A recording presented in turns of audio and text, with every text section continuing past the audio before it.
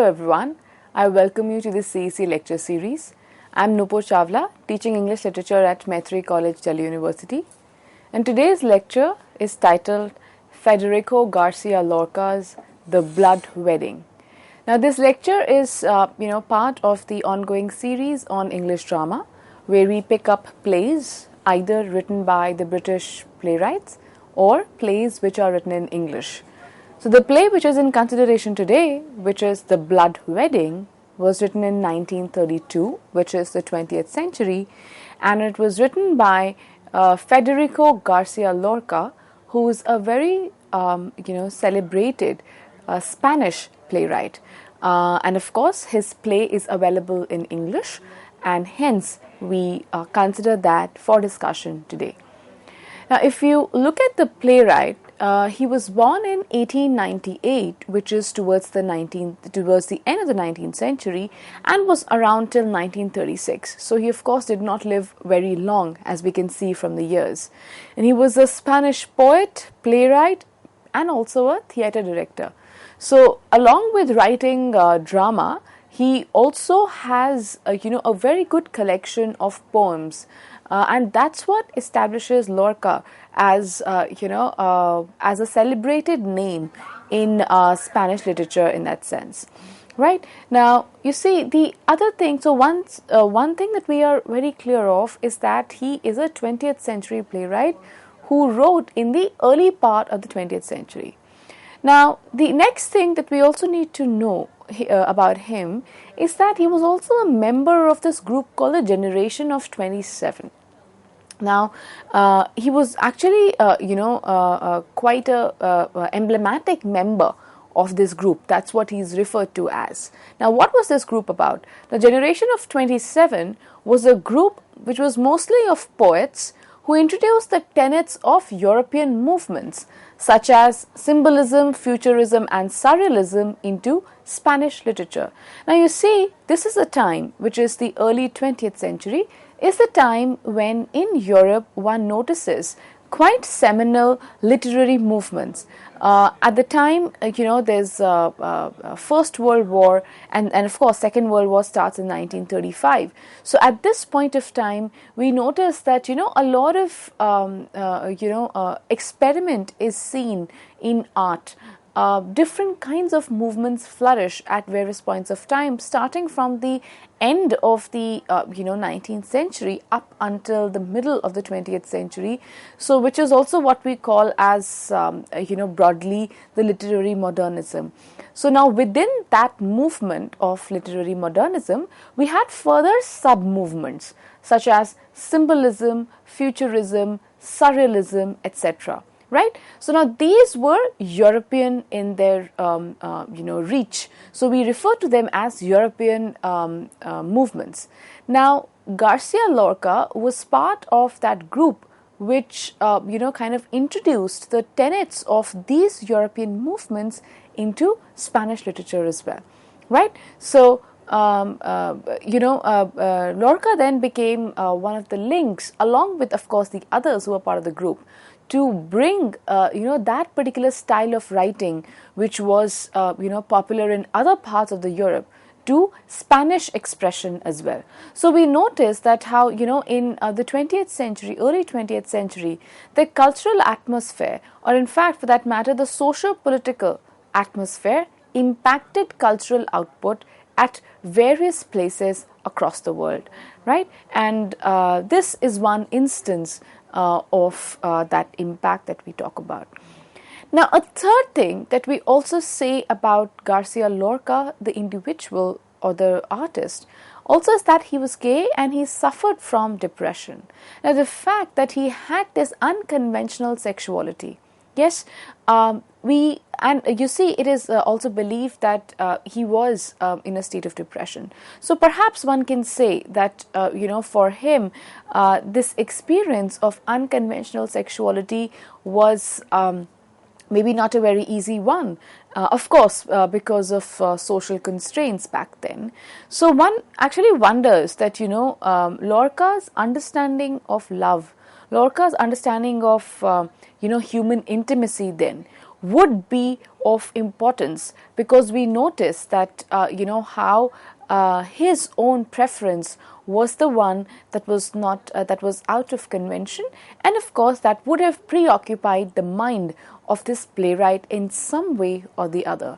And this preoccupation, one can say, we see a reflection of that, or a fragment of that, or one aspect of that in the play that is in discussion today, which is The Blood Wedding, right?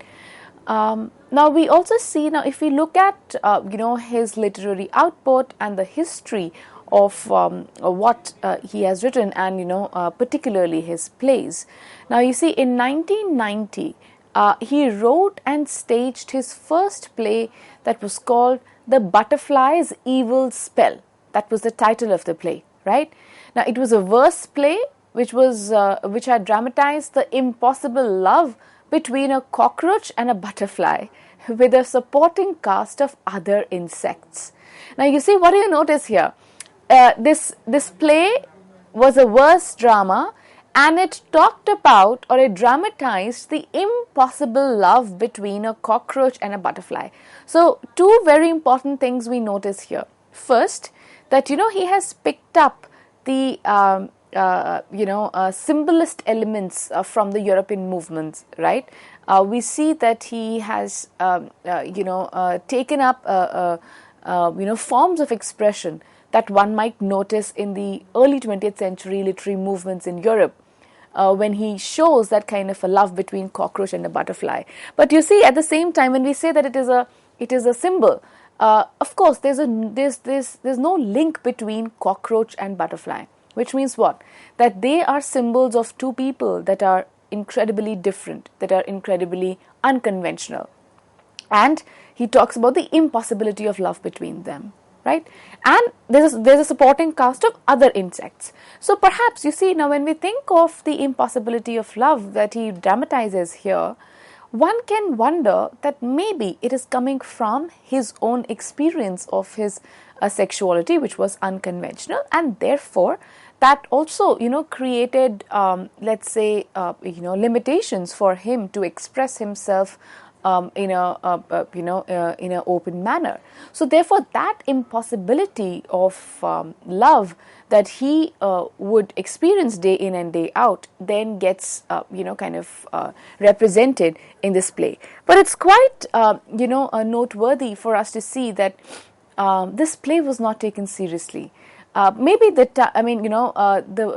people were not ready for this kind of stage performance, or for this kind of text. So it is said that people laughed off while watching the performance, and it went into the hands of an unappreciative public. So the play was not appreciated. It died down. It didn't make space for itself. And of course, so which clearly goes on to show that how the society was not ready to accept either Lorca's ideas or Lorca's manner of expression, right? So both had appeared dissonant in that context, and therefore his very first play, written in 1919 and 20, was dismissed in that manner. Now, but you see, in order to come to terms with this kind of a dismissal, quote-unquote dismissal, that is, later on he claimed, Lorca himself changed his stance. He seemed to, be, of course, impacted with this kind of a dismissal, and he also, in a way, distanced himself from that first work of his, and he said that, no, my first play was not Butterfly's Evil Spell, but my first play was Mariana Pineda, which was written in 1927, about, let's say, 7 or 8 years after the publication of the first one. So we see that Lorca's works then, in that sense, are come with this kind of a background, come with let's say approaches or ideas which are perhaps ahead of their times. Now, as you can see on your screen, that is the playwright that we have been talking about, Federico Garcia Lorca, right? And it is his play that is also in discussion today, which is The Blood Wedding. All right. Now, having seen the background of the playwright, let's move on to looking briefly at what the play The Blood Wedding is all about. Now, I'm sure the title is very, very enticing. It would, it is in one go, it is kind of, to an extent repulsive. You're like, it is difficult to come to terms with the stark nature of the title, because you see, wedding is supposed to be celebratory, but the moment we add the word blood there, do we usually associate blood with weddings? Of course not, right? So two very opposite ideas come together, and of course this is this has a particular import why this happens. We're going to discuss this at length when we come to the thematic discussion, but for once for now we notice that how this title in that sense is somewhat stuck. Now, it was a play which was written in 1932, and it was first performed at Teatro Beatriz in Madrid in March 1933. So it was written in 1932, and the very next year it was also performed in Madrid. Now, it is a tragedy. Okay. Now, when I say it's a tragedy, we need to understand that what does this genre, of course, mean. What we call as tragedy might kind of differ to an extent on the basis of the context that we're talking about. So, for instance, a Greek tragedy would have its own features. Say a Shakespearean tragedy would have its own traits, but overall, tragedy, of course, points towards. If we look at the common ground of tragedy through all these variations, what is that? What is that common thread which kind of connects different kinds of tragedies? So, tragedy is one can say broadly that is that which points towards either human follies, or it points towards those aspects of human life which remain unresolved, where we see that something more than what is present is required, right? So tragedy then is, I would also say to an extent, educative in that sense, right? Because it points towards the flaws, the follies, the gaps, and brings to our mind what is it that continues to remain unaddressed about human beings and human nature in general. So that kind of unpalatable aspect of individuals and human reality, then one can say broadly, is captured by tragedies. So now this play, that is The Blood Wedding, written in 1932, also is a kind of a tragedy. Now, how is it a tragedy?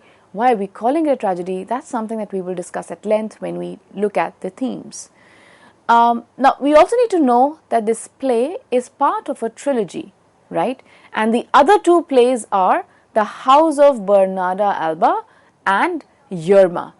So, first play is The Blood Wedding, which was in 1932. Second came The House of Bernarda Alba, and the third one is Yerma. And also, a lot of times, these plays are called as the rural tragedies, right? So, I would not go into that per se, because that's a particularly Spanish concept, but just understand that this play is part of a trilogy. Now, coming to the plot, what exactly is happening in this play, The Blood Wedding, by Federico Garcia Lorca? You see, there's a marriage between the bride and the bridegroom, okay? And this marriage is to be finalized, and then it is to be solemnized as well.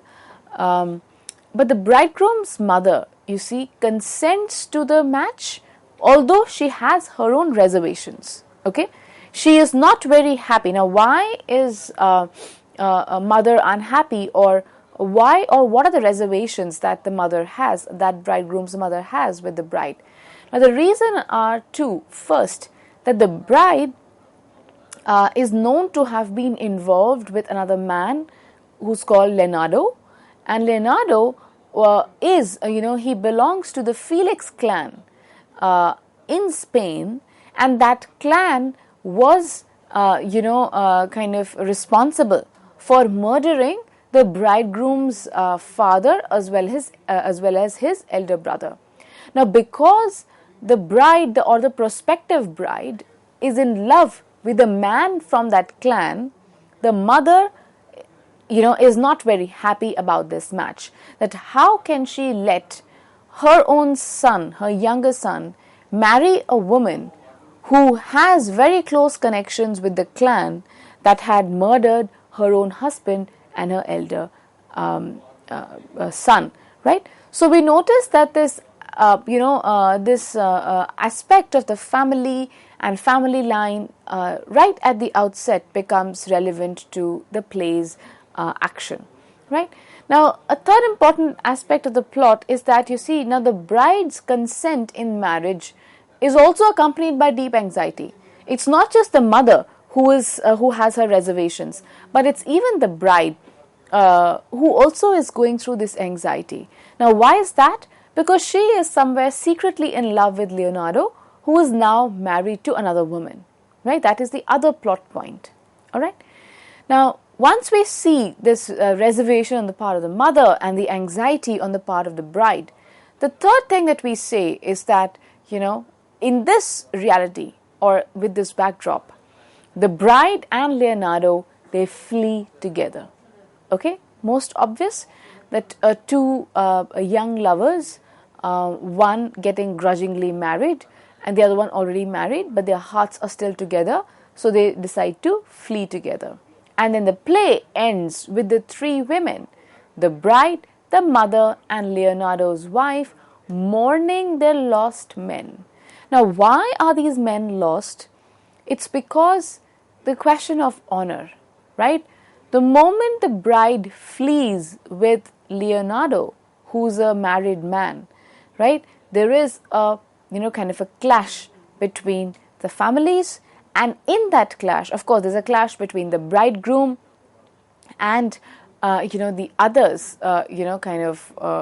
in the fray, the bridegroom, Leonardo, right, both of them, they clash, and of course, what is the result of the clash? That both the men, they die, and towards the end, it's the women that remain, right? So broadly stating, that is the plot summary. Now, having seen that what exactly happens in the text, it'll be very interesting for us to notice that, what are the thematic concerns, yeah? But of course, we will come to that a little later, but let's very quickly take a look at the list of characters in the play. Now, you see, one thing quite interesting is that the characters, they do not have names. They are just identified by their relationship. Now, first character is the mother of the groom. Second is the bridegroom himself. Third is the bride. Fourth is the father of the bride. Fifth is Leonardo. Sixth is Leonardo's wife. Then we have Leonardo's mother-in-law. We have the maid, the neighbor woman, the moon, and death, which comes as a beggar, and also woodcutters. Now, you see, one thing that we notice, it's of course quite a character list, but one thing which kind of stands out is the fact that the characters do not have names, but instead they are characterized by the relationship or the kind of equation or the formal connection that they have with someone. So that relation becomes a kind of an identity for these people in the play. So I would say that to an extent, now you see the question that we had begun with, that the stark nature of the title, what does blood have to do with wedding, right? So maybe blood in that sense can be a reference to the fact that how familial connections, now where family is connected by blood, right? So familial connections in that sense have an important role to play in this setup, right? So maybe that is what the point of the of the playwright could possibly be. And apart from this, there are these three somewhat offbeat characters we notice. One is the moon, the other is death, and third are the woodcutters. Now you see, the moon, of course, comes on stage, right? Now imagine moon coming on stage. We notice that this is an element of the play which is not realistic, right? But the moon, of course, comes towards the end when there's a lot of darkness, and darkness caused by a very complex quagmire of these emotions and relationships that take place in the play. So in that context, the moon comes on stage, which of course is quite a symbolic element. And then death comes as a beggar. Yet again, you see, we see some kind of a allegory over here that is working out. So in that sense, then Lorca and his influence and his being influenced by the European movements, artistic movements, is somewhat reflected over here as well. And of course, woodcutters, they have a very important role in the play. No matter they appear very briefly, but they have an incredibly important role. What that role is, we're going to discuss that in the next lecture. But in this lecture, what we did was that we looked at the playwright, his background, the literary background, that is his affiliation with this group called the group of the generation of 27. Then we saw his unconventional sexual affiliation, which also or his unconventional sexuality, which perhaps could be the reasons for why he thinks differently about the idea of human intimacy. Then we also saw his first two plays, and arguably the first play, which also somehow reflects, or seems to be coming from that kind of different experience of Lorca that he has had of love in his life. And then we looked at broadly what the plot summary of the play Blood Wedding is, and what are the characters which are part of the play. Now, how these characters are operating in the play, what does this plot tell us, what do we make of it, all these things we will discuss in the next part of the lecture. Thank you.